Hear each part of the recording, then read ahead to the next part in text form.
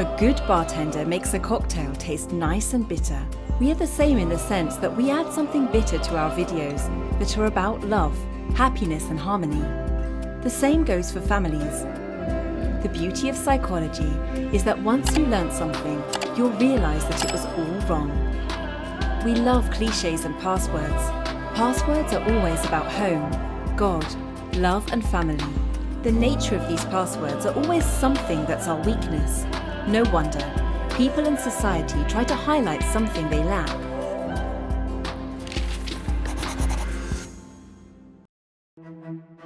People try to prove something verbally that they lack in passwords.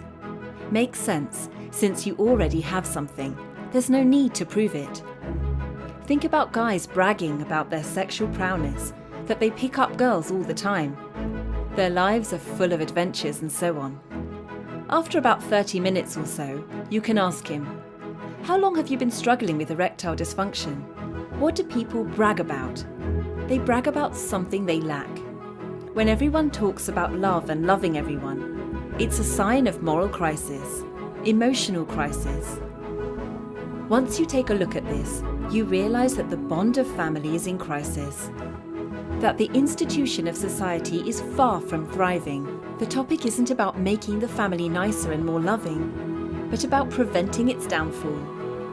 Let's take a look at the changes we experienced in the last 50 to 80 years. Let's take a look at the lives of our grandfathers, their values and everyday lives. The difference is staggering.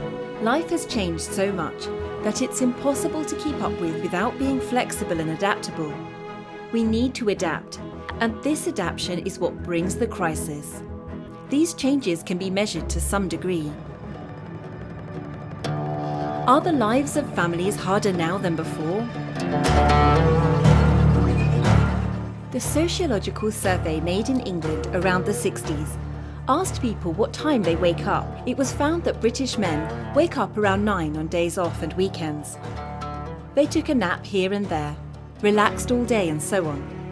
Compared to this, the women woke up at 7 to 7:30, meaning they wake up 2.5 hours before men did and started to do the housework. This was the 60s. A survey made in the 90s asked the same question, and it was found out that men stayed the same, but women joined them, meaning they woke up at 9 as well. The fact that women started their days earlier than men disappeared. What's more, 10% of married men use these days off to go and have fun. They went fishing, went to see a football match, played billiards or went to a club. Meanwhile, women did the housework. This changed later in England, and women get out of bed at 9 as well. Men and women go together not to fish, have fun at a club or see a football match, but to go shopping and look around a mall. This is the new form of spending time together. They don't want to do something concrete. The important factor is spending time, looking around, asking questions, being around people. This is a small, useless event in our lives, but it shows that radical changes are taking place in families, especially around relationships between a man and a woman. This is a positive change. They chill at home together. They go shopping together. This brings people closer together. The number of marriages decreased. It's more and more common to live together with a partner, and people don't choose a partner for life, but rather for a period of their lives. While relationships may last for 6 to 10 years, they end once a large change is present. However, people still want to belong to a family. The truth is that the number of marriages decreased significantly, as it was replaced by living together with a partner, which is preferred by most young people. It's nice and all, but research shows that living together in a partnership makes the relationship 5 times more likely to break up compared to a marriage. For people living together with a partner, once the first child is born, the relationship is much more likely to break up. 20 to 25% of partnership relationships break up 1 year after the first child is born. The reason for this is a social matter. Sociologists say that these types of relationships created a falling out with marriage, and this makes people less likely to get married. Some say that these types of relationships lost value over time in regards of a man and a woman living together, meaning they bring disappointment. People say it's wise to live together before getting married, as you'll gain the experience you'll need in marriage. However, it was found that it's quite the opposite. These types of relationships take away the desire to get married and bring disappointments. If they do get married, half of these marriages end in divorce in 5 to 6 years. Then how can we talk about the importance of family while the bedrock of family, marriage, is so fragile?